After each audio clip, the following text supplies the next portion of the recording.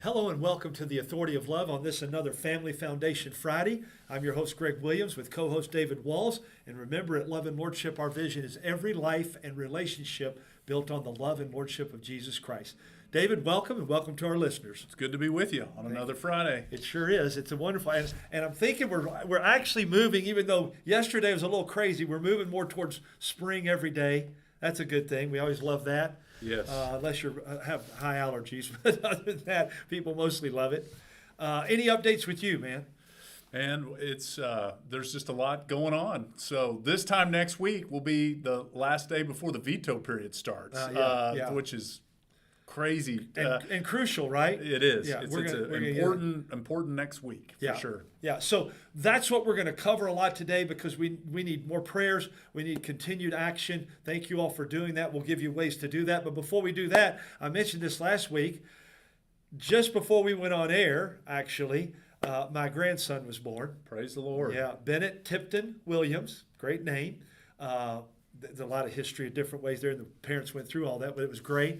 And 7 pounds, 8 ounces, 19 and a quarter inches long, so healthy. Their mom and baby are doing good. Dad's doing good. Papa's doing good. Mom's, or Mimi, that's what my wife likes to go by. Mimi's doing good, so we're excited.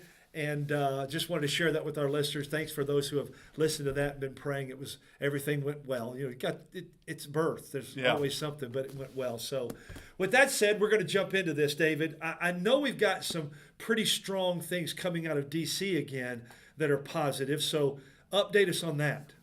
Yeah, have some important stuff that we're going to get into, obviously at the state level. But I feel like we kind of just need to talk a little bit about, President Trump gave a address to a joint session of Congress earlier this week, and apparently it was the longest speech that's ever been given to a joint session of Congress, over 100 minutes. I'm sure the Democrats love that. We are not here to recap the entirety of that, just to bring attention and to continue to be thankful for the way in which President Trump is combating one of the biggest lies of our day and age, which is, as he said, forcefully fighting against the, quote, big lie of transgender ideology, which he actually, I believe, said that was a form of child abuse, which we've said many times on here. Absolutely. We fundamentally believe. I know one of the things that President Trump said has gotten a lot of attention, where he spoke to the children of America and said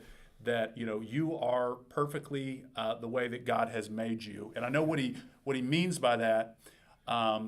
This idea, this lie that's being perpetrated in our culture and really focused on children, this lie that somehow you can be born in the wrong body, and that even further than that somehow through medical interventions or drugs that you can change your biology and become the opposite sex, is a lie.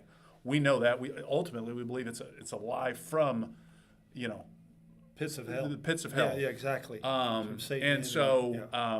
just continue to be thankful that President Trump is speaking out boldly against this, because look, sometimes I know Family Foundations, some folks on our side get accused of like, well, why are you talking about these things? Well, there's nothing more foundational than the reality that we were created in the image of God as male and female. And if a culture has that wrong, you really can't get much else right. No, that's exactly right. That is, at the core of the foundation of who we are. And so again, President Trump highlighted some ways in which some of his executive orders are fighting back. We've gone through all those, some of the notable ones, Greg. We won't rehash all that, but just continue to be thankful for the message. And then that message obviously is resonating through states like Kentucky and other states that have already taken bold action to save women's sports, to protect kids from gender ideology. But the other thing we'll just mention,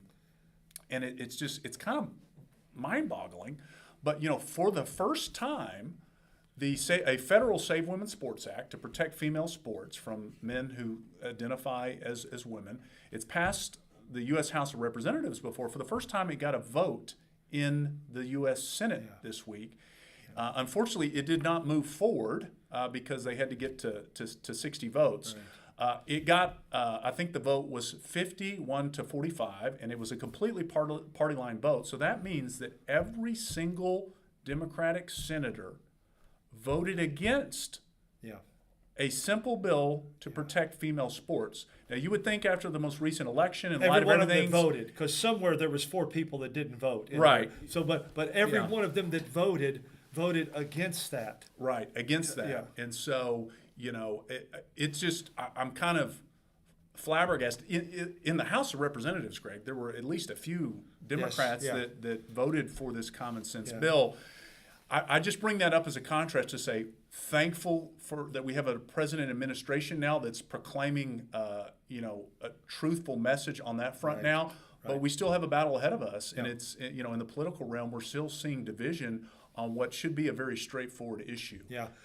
And I would add this, David. This is just a side note commentary, but if you don't believe in God, then you either create God or you act like God. Yeah. And so when you say you were born, that's all a product of nature, Yeah. evolution, so to speak. Yeah. And since there is no God, we can help you become whatever you want to be. Right. I mean, that's literally what happens. Yeah. And people don't even understand the depth of that, but they've sold out to it. Yeah. As evidenced And by that vote. Yeah, and as we know, Greg, that's ultimately idolatry of the highest order. Humanism Yeah. at the highest level. Yeah. Exactly right. And along those lines, another thing that President Trump, and again, you and I have talked about this, especially me. I don't agree with him on everything, but the things I've seen him do in his first term, he's a man of his word when it comes to policy, and he is doing the things like another one he did, pro-life. He defunded the United Nations FPA, which is the fund for population control, which supported China's one-child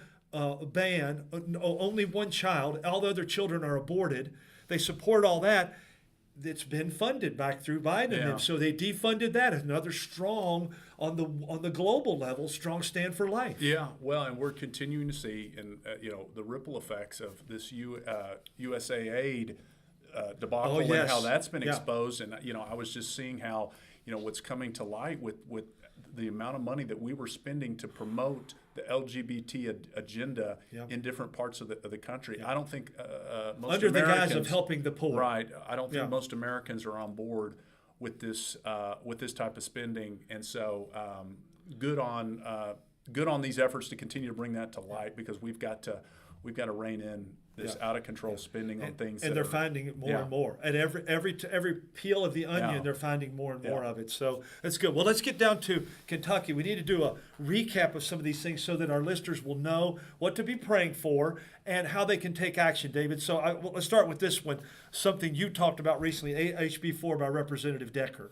Yeah, so this week, two of the important bills that we were following that have passed is the House is House Bill 4. This is a bill to ban and defund discriminatory DEI, diversity, equity, inclusion programs at our public universities. This was a big issue last legislative session. Representative Decker has been a champion on this issue, had a bill last session that didn't quite get across the finish line in the Senate last session, and so thankful that she's brought that back. The House has now moved this bill, and I think the expectation is that this should be the year to ban and defund these discriminatory programs. She did a phenomenal job again.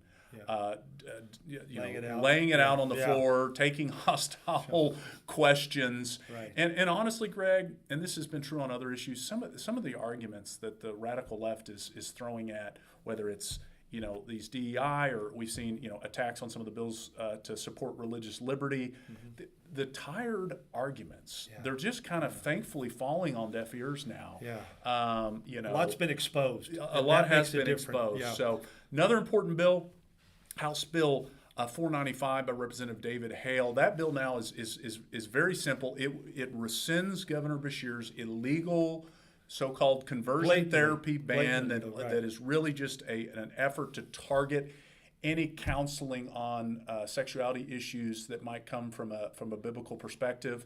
So a bill to rescind that, do away with that illegal executive order, passed the House this week, actually on the same day that the House Bill 4 passed. Okay. So thankful for that. That bill now has to move through the Senate. Right. And that's where, when you hear these, remember, it's got to get through both. It's got to get through In both. almost every case. Right. So we need to continue prayer and action. We're going to let you know what that means Right. in a And, minute. and again, I know I alluded to this at the beginning, but this is the short session.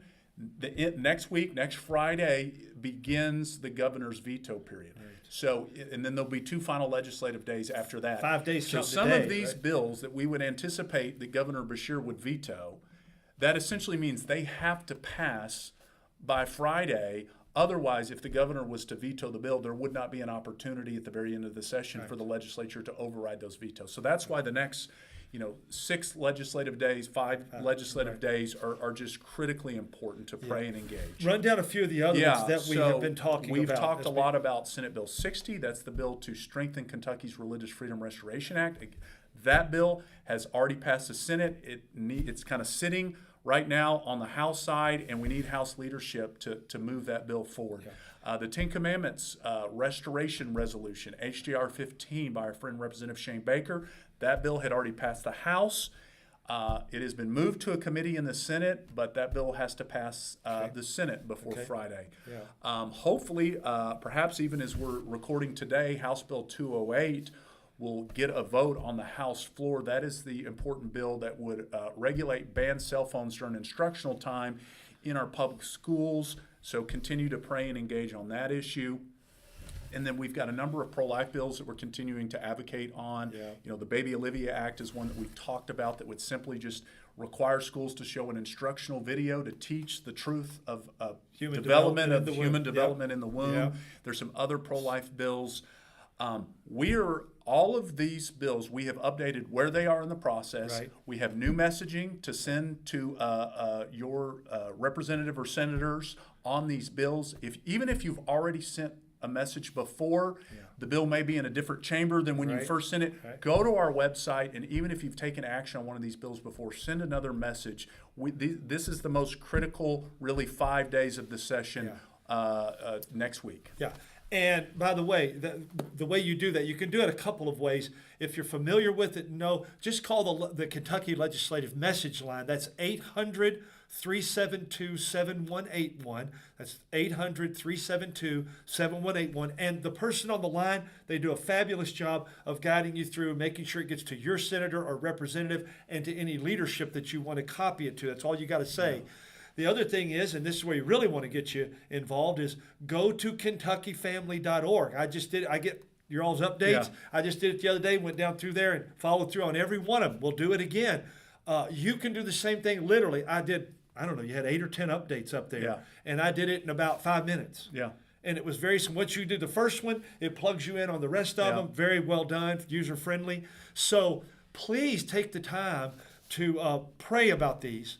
But every one of these that we're giving you, we talk about it, but if you want to talk more, we'll do that, about the biblical foundations and reasons why it's not just common sense, it's biblical sense. Absolutely. And that's why we do that. So any closing comments, David, before we close out today? No, I just, the other thing is pray. We are, we're commanded in Scripture to be in prayer for our elected leaders, governmental leaders, and certainly as the session gets closer to the end, the tension heats up, everything heats up. So be in prayer. Your voice is heard, and we need the prayer more than anything. Final thought is this. Monday, the 10th, this coming Monday, is the deadline for the cruise, the Family and Friends Cruise, June the 8th through the 14th, that I'll be sharing on and teaching on. Contact me at loveandlordship@gmail.com. Thanks for joining us. Thanks for your prayers. I'm Greg Williams with